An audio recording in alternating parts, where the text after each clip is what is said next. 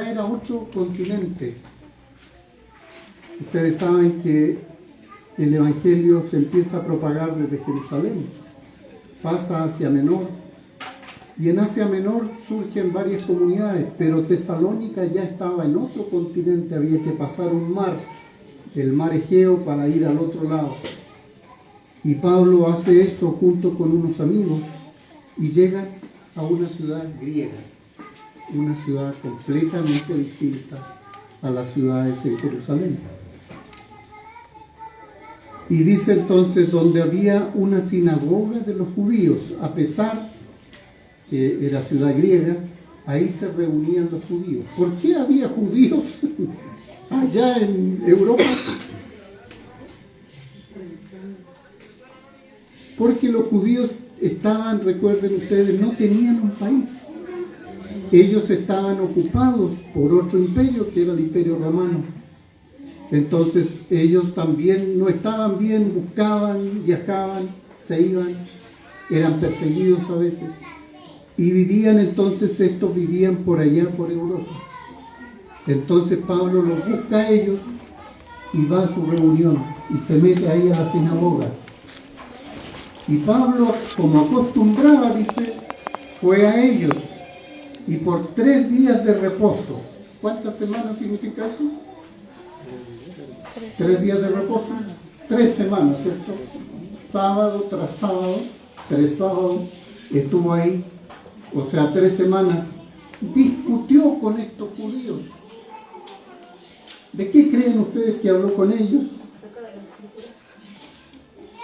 Les tiene que haber dicho, ¿cierto? Oye, ustedes, ¿cierto? Crucificaron al Mesías. Hablemos de nuevo de quién fue Jesús realmente. Entonces no eran conversaciones así con un cafecito y una, ¿cómo se llama? Telera. Y una telera, ¿cierto? Un bolillo. Eran discusiones, eran refriegas. Y entonces discutió con ellos, declarando y exponiendo por medio de las Escrituras. ¿Cuál es la Escritura? La Torá. No había todavía cartas, no habían evangelios, no se habían escrito.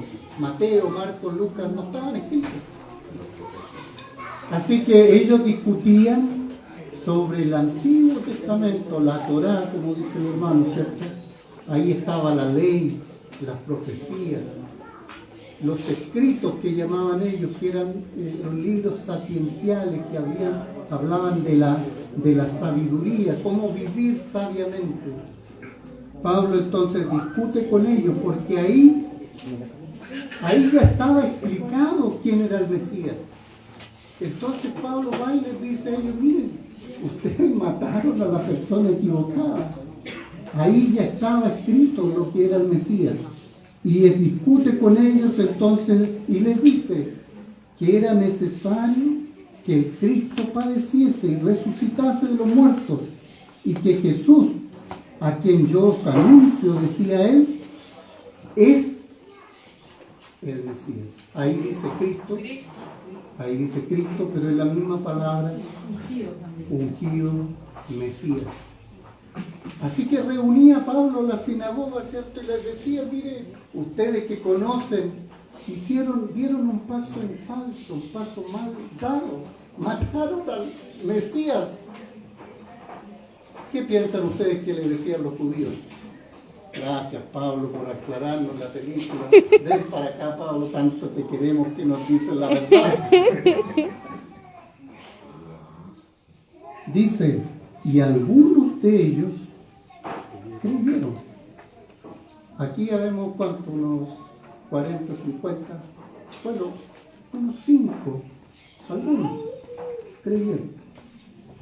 Se dieron cuenta que la habían embarrado, se dieron cuenta a través de las exposiciones del apóstol.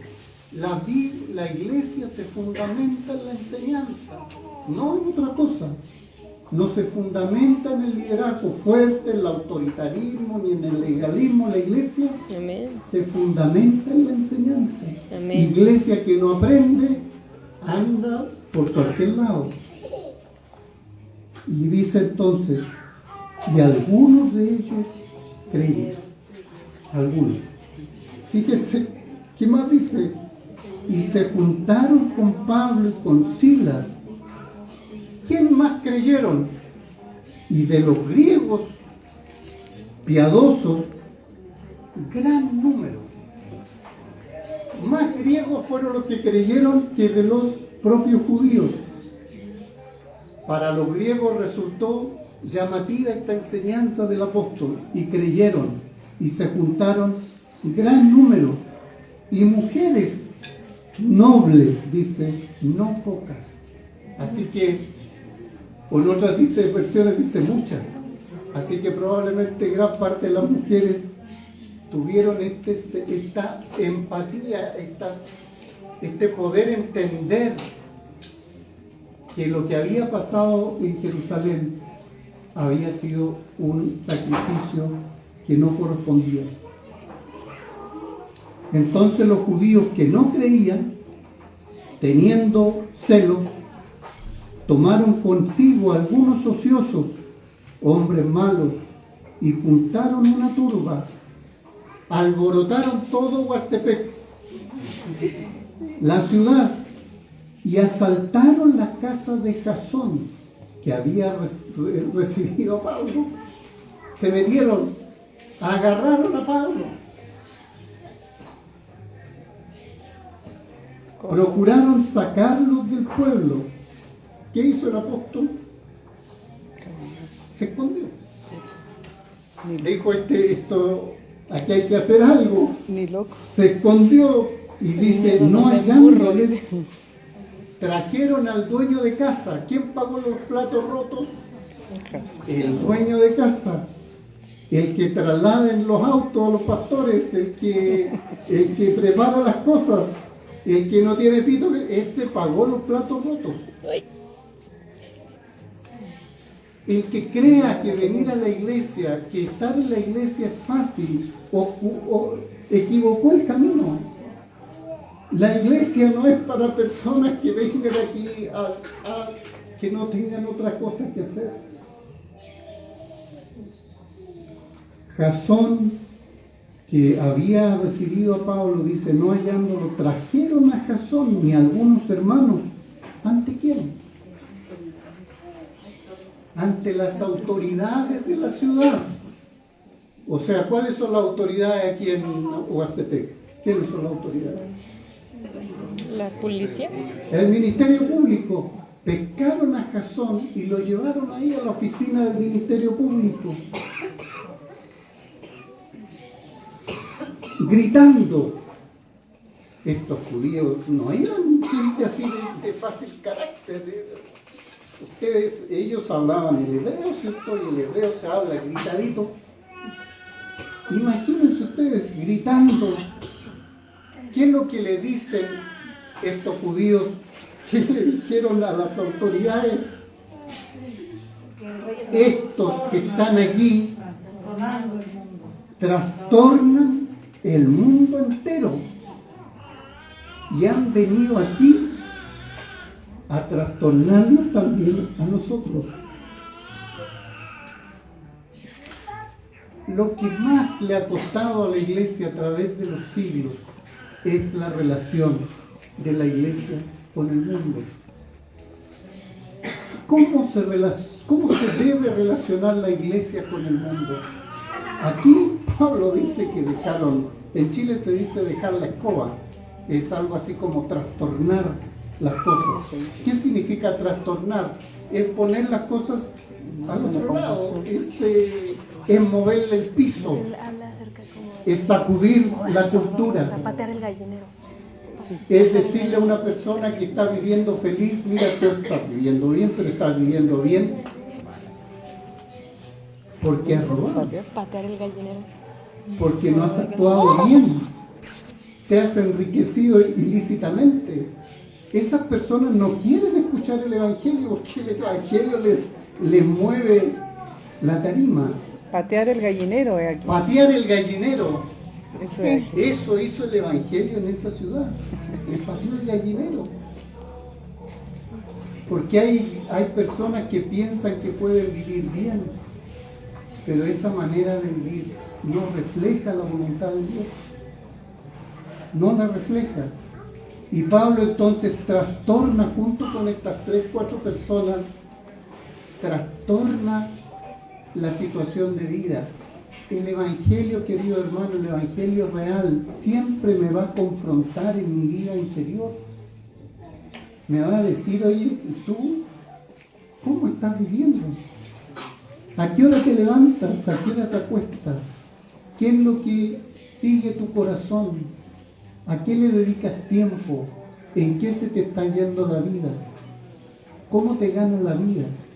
Todo eso son palabras propias del Evangelio, porque mucha gente cree que está viviendo bien, pero realmente está lejos de lo que Dios quiere para uno. Y Pablo les dice entonces, procuraban sacarle del pueblo, pero no hallándole, trajeron a Jasón. Y ellos le dijeron, estos que trastornan el mundo han venido acá. Jasón ha recibido. Y todos estos contravienen. ¿A quién contravienen?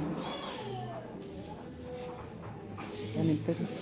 Todos estos contravienen, no solamente dice a los judíos. ¿Qué es contravenir? Explícalo, por favor. Ellos se oponen, Están en contra. están en contra, no solo de los judíos.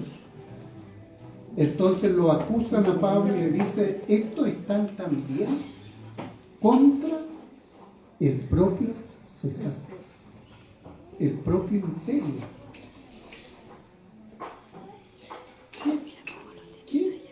¿Qué está diciendo aquí? ¿Los creyentes se meten en política?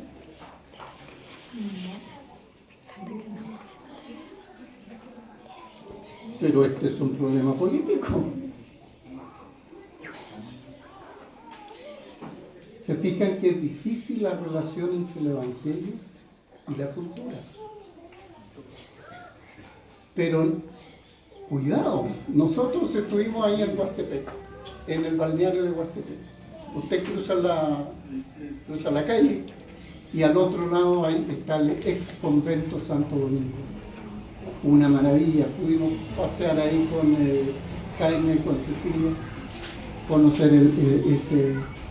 ¿Por qué se crearon esos conventos?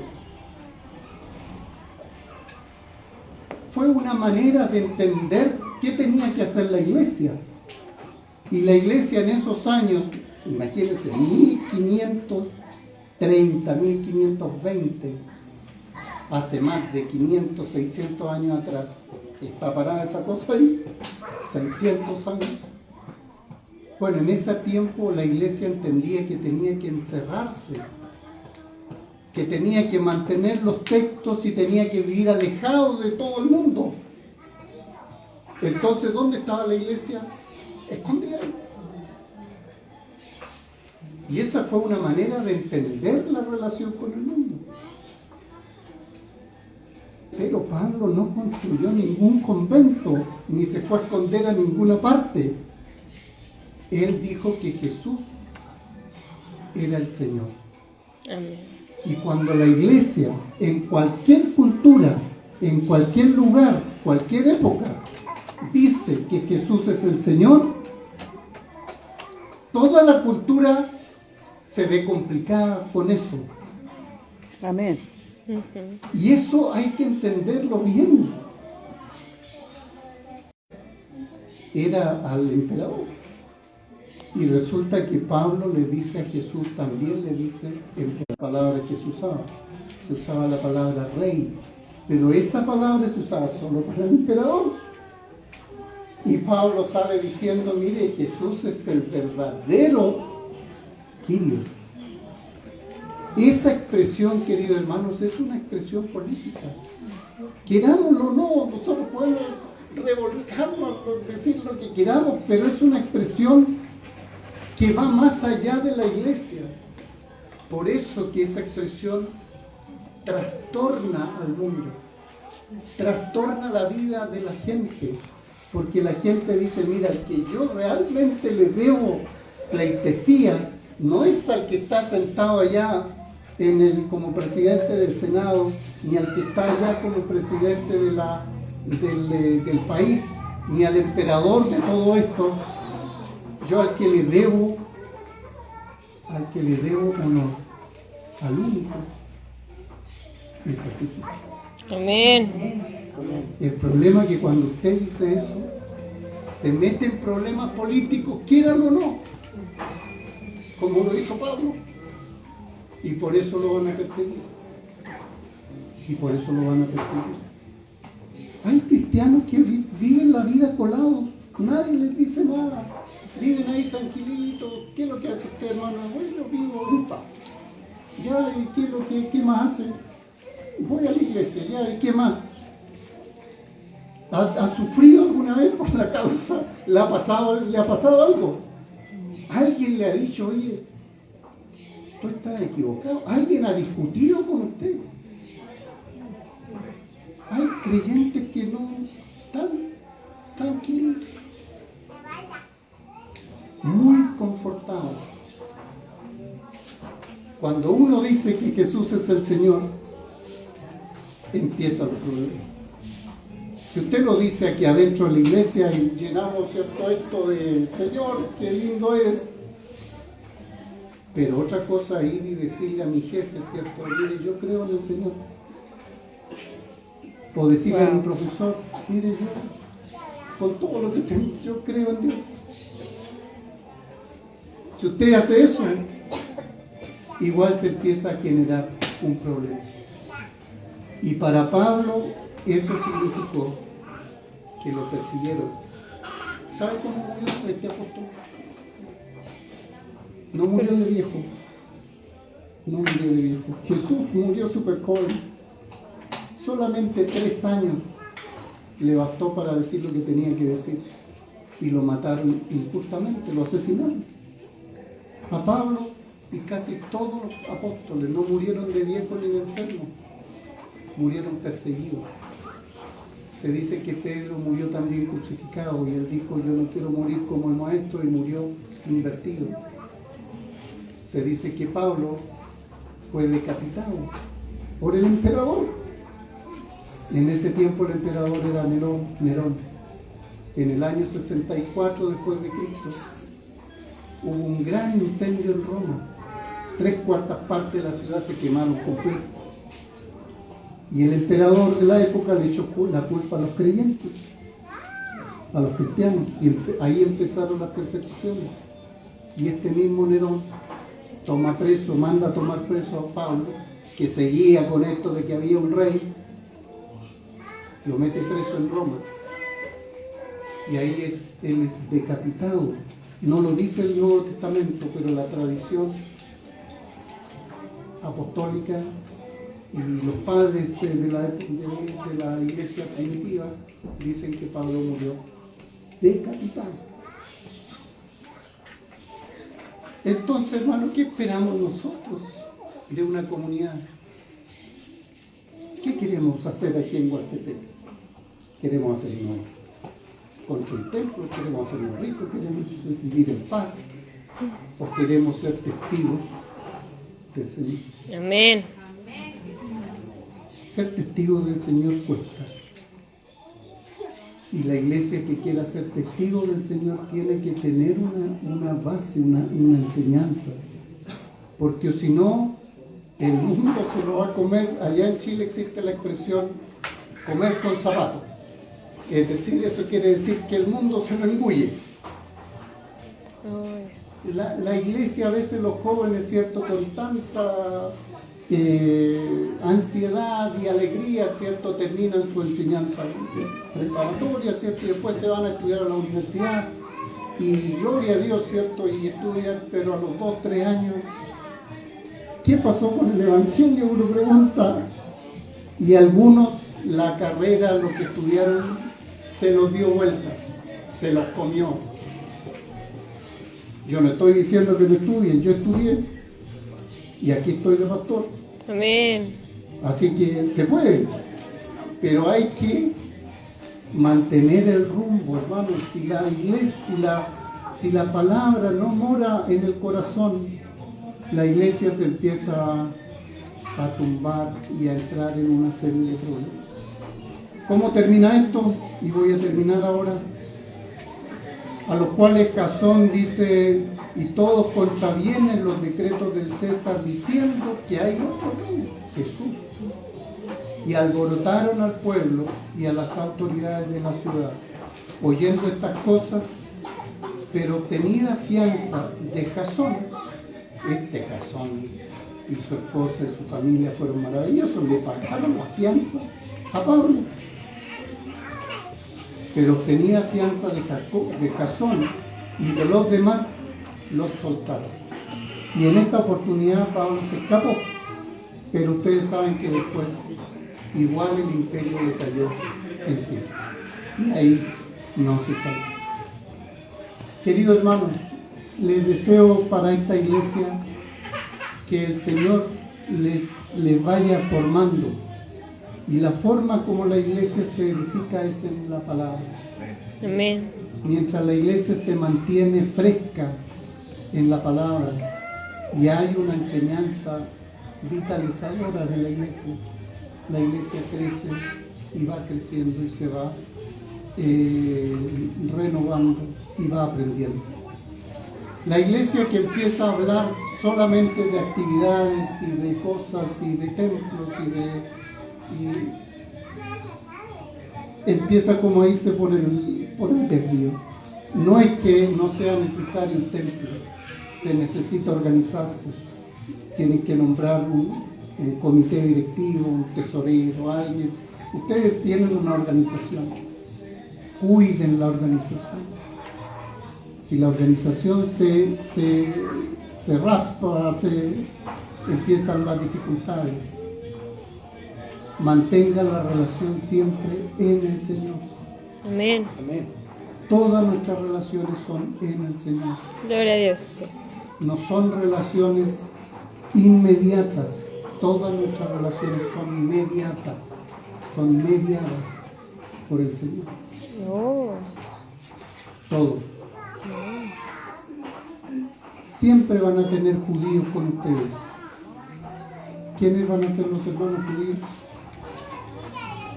Aquellos que siempre van a estar queriendo volver al legalismo, al autoritarismo. ¿Se acuerdan de la parábola de los dos hijos?